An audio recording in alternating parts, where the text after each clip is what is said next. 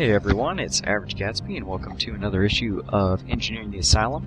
I'm going to be showing you my time on Horizon, and this is probably going to be one of my most extensive videos. To start this first section out, I'm going to be showing you my N7 armor set and briefly talking about the downloadable content armors. The Cerberus Assault Armor and the Collector Armor, they add great survivability, but they do nothing for the Engineer as far as damage goes. Blood Dragon Armor, if you have it, it's the best for the Engineer. I suggest you take it, but I know a lot of you don't have it, so I'm going to be showing my N7 set. First of all, I take the Umbra Visor for the 5% power damage. I'm always going to be taking power damage whenever I can, but if you are having problems with survivability, you could replace those with health. Same reason why I'm taking the N7 chestplate. I want the 3% power damage boost.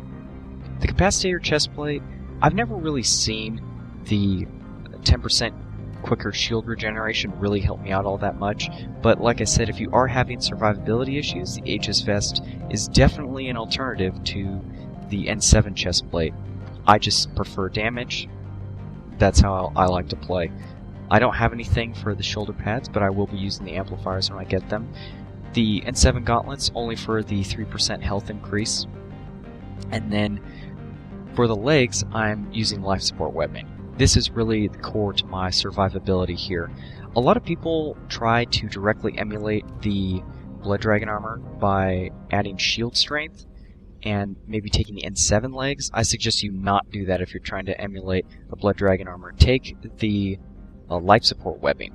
10% health is a lot better than 3% shields that the N7 legs offer. Anyway, let me talk about my upgrades. Damage protection, obviously. I've got pretty much every upgrade you can get at this point, except I haven't bought some of the weapon upgrades, specifically the assault rifle and the sniper rifle, so I'm not going to be really using those. Heavy skin weave. I take all of Shepard's personal upgrades. I will be using the Avalanche quite a bit. And then I have the metagel capacity as high as it can be at this point. This is because I really wanted the emergency shielding and the trauma module upgrades, which I'll talk about in a bit. Morton's Omni Tool, I use him enough to take that along with me. The redundant field generator, you might luck out and it'll activate.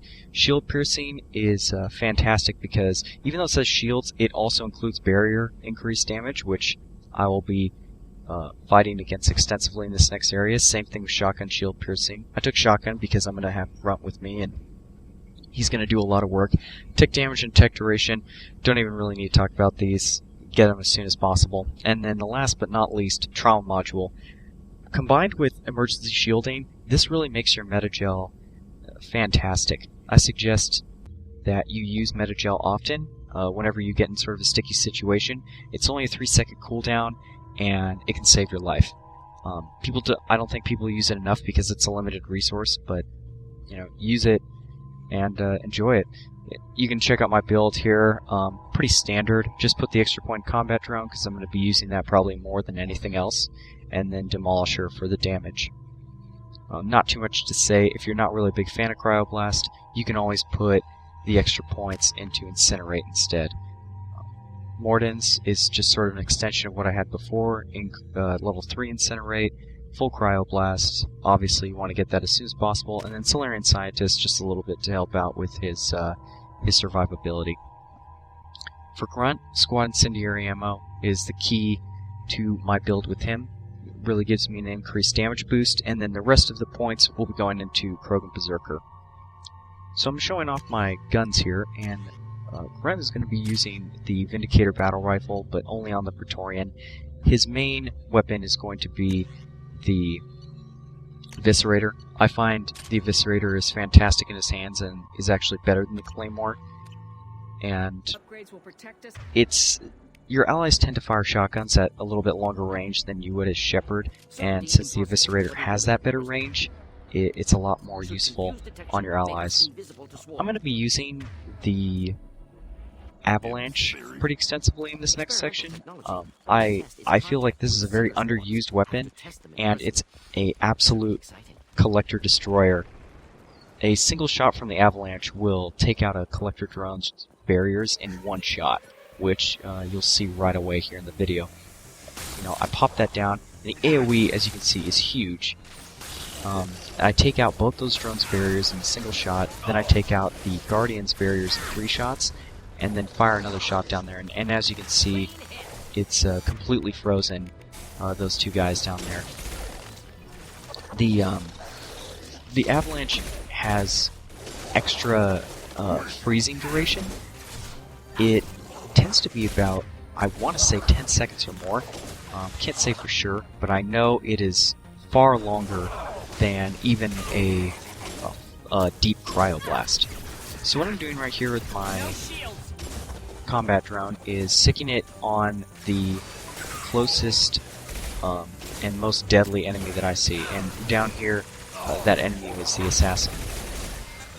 I'm using it as a distraction, but I'll also use it as sort of a damage booster because it forces units out of cover.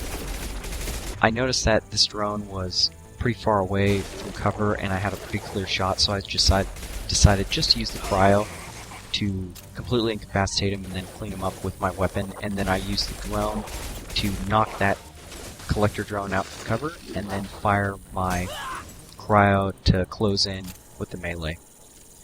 This level is great because there's so many power cells around here that you get to use your heavy weapon, especially if you're using the Avalanche constantly. Whenever you see me use the Avalanche, I'm going to be taking 5 shots because I always want to keep my, just a personal preference, I want to keep my Avalanche maxed out on ammo. So I'm going to be firing 5 shots and then I'll be collecting 5 shots when I can. So that's it for this first section. Not too much as far as combat goes, but I just wanted to give everyone a general outline of my build and my armor. Anyway, I'm Average Gatsby. Hope you enjoyed this video. Please rate, comment, subscribe.